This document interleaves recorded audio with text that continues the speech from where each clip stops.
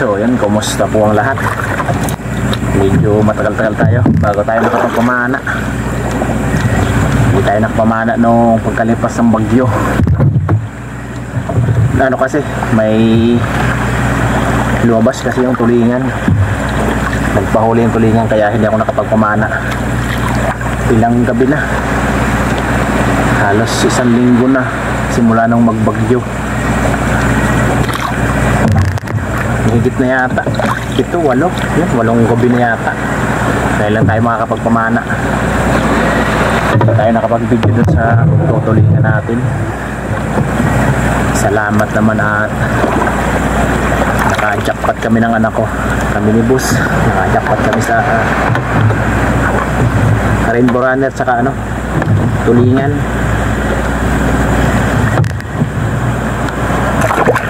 So yun, sana surtin tayo. Baka tsamba tayo ngayon. Baka din siya. Andiyan na naman kasi may sama ng panahon naman nakaparating. Nagbabadya na naman si Paulo. Bagyong Paulo. Habagat na naman. Lalakas na naman yung habagat. Sana swertehin tayo. Subali si Utol, pangalawang gabi na ngayon hindi nakapagpamana. Pumunta kasi sa dun sa bayan na sa lugar yata ng misis niya. Kaya hindi siya nakapagpamana, 2 gabi na.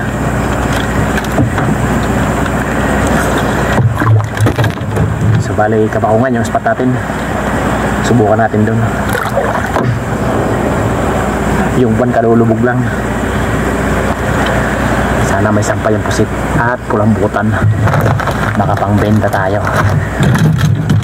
Siyempre isda. May pangulam.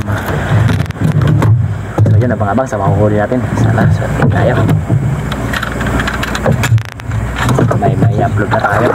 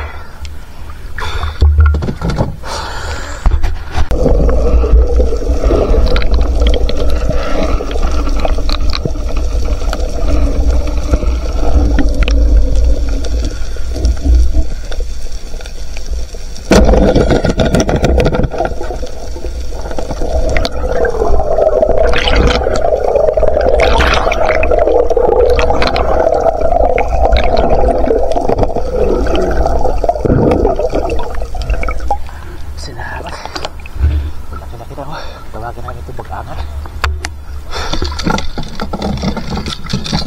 Karang kumalaki.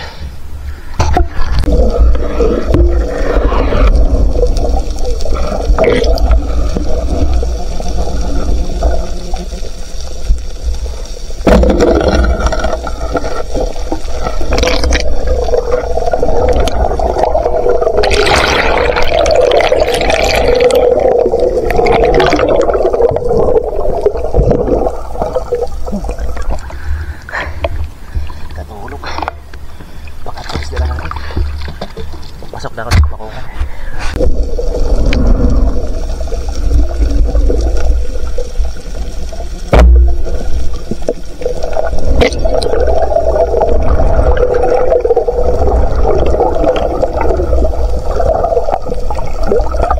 Buti hindi ka maripas.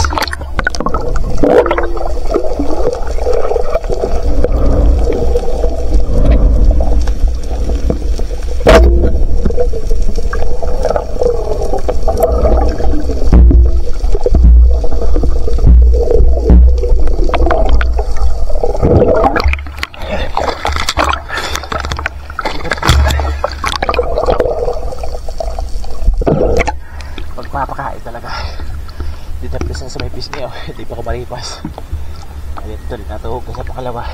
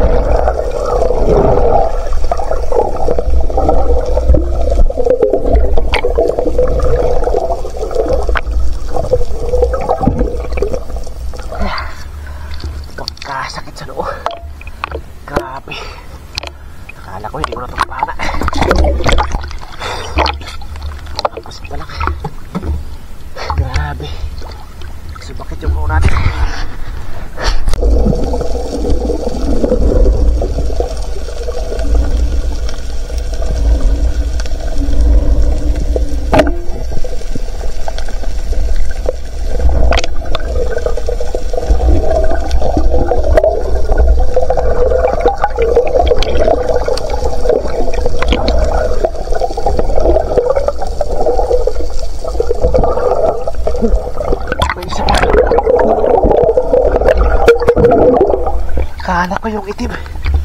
Kaya yung sa parang nila.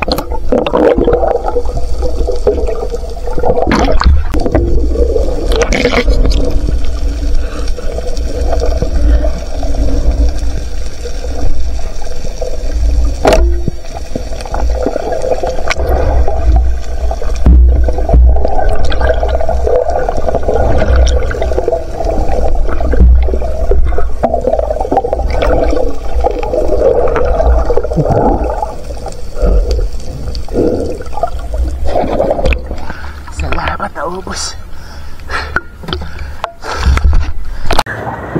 Alas 2:40 na. Salamat na tagpuan ko ulit. Akala ko kasi yung ano, yung itim, yung pula pala, kaya ito yung dinala kong pana, yung baniko.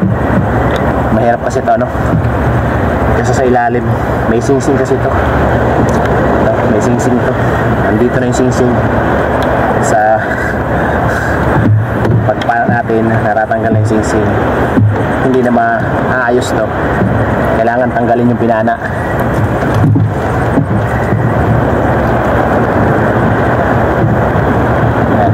Yan, tanggalin yung pinana bago ayusin yung singsing.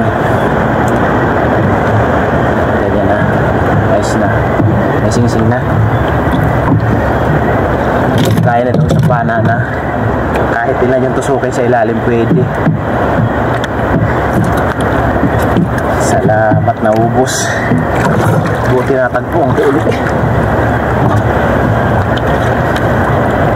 Balik na ako. Madala kasi doon sa may kabakuan. Dalawa lang nahuli ko doon. Yung uko pati sumasakit. Pambihira.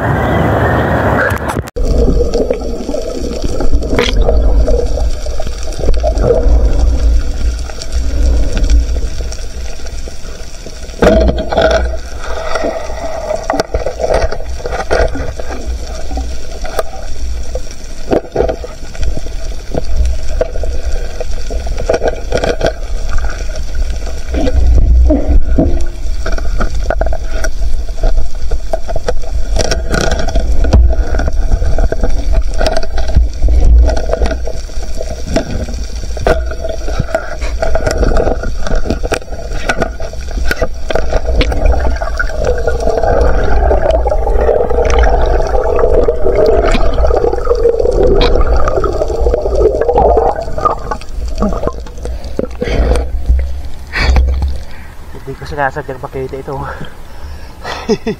Nandun pala sa ilalim ng butas. Ipos-ipos.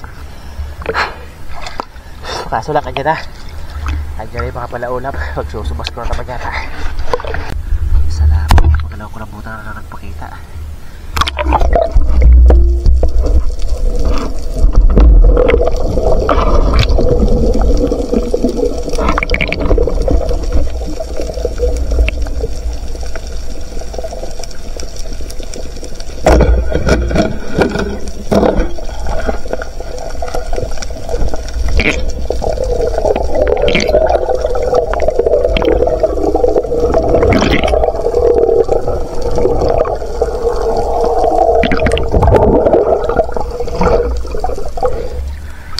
Yung egg. Salamat, dalawa na.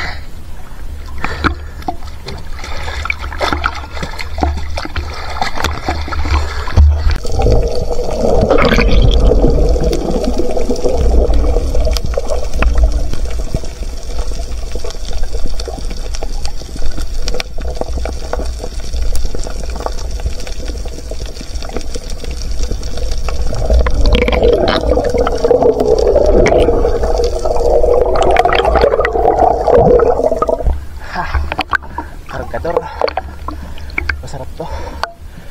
Sa iba hindi alam na tinatayin yan.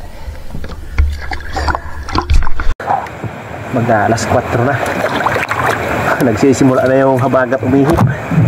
Pambihira yung habagat. Dahil sa ano to siguro, bagyong Paulo. Mag-iisang linggo pa lang dumaan yung bagyong Upong. Andiyan na naman yung isa. Pambihira, sunod-sunod yung bagyo.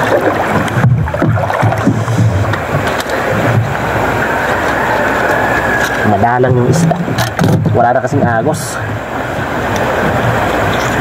Kung nung time na may agos pa tayo nakapagpumana, sigurado makakadami tayo. Wala nang agos. Malaki na kasi yung buwan. Nakalipas na yung first quarter. Buti may na dali pa tayo. May dalawang kulambutan, tapos may ilang isda. Makakapambinta rin tayo. Ayan na, subas ko na. Nagsisimula na kumakas yung habagat oh.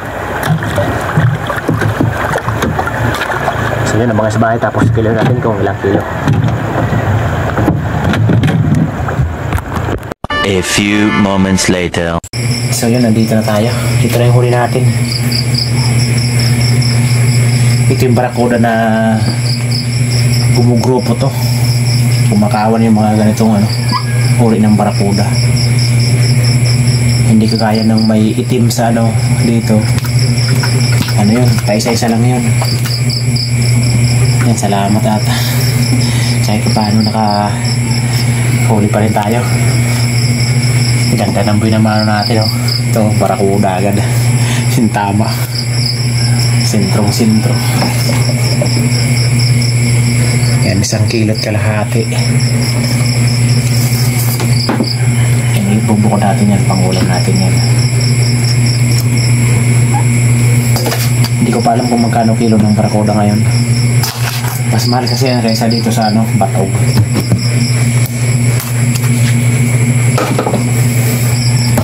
Uno 4, 1.4 yung plus.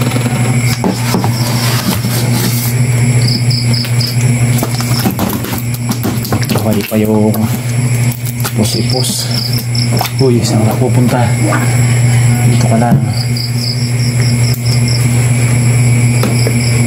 Yun, 1 kilo't kalahati yung pasit natin.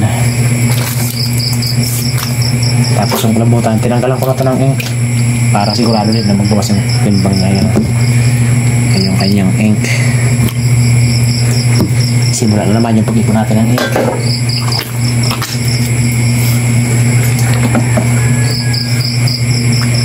Dalawang kilo.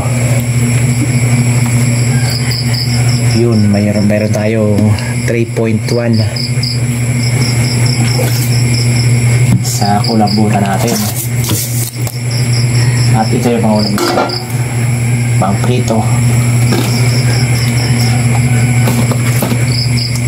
Yan, 1.2 pwede na. At yung kargador, kung tawagin namin ito sobrang sukmong to. Yung karamihan nito hindi alam na kinakain nito. Yung mga ibang espiro sa kanila daw madami ito, kaso hindi nila kinukuha kasi hindi daw kinakain. Pero dito sa amin kinukuha ka namin to, kinakain to. Pag lalaki, yun, ayun lang yung kinukuha namin kasi malaki yung pangsipit niya. Yung babae kasi nito maliliit yung panipit. Ito maliit pa to. Nung araw hindi namin to pinapansin, mga ganito kalalaki. Kinukuha namin nung araw yung panipit niya, mga siguro mga 1 kilo na yung dalawang panipit. Yan, 800 grams. So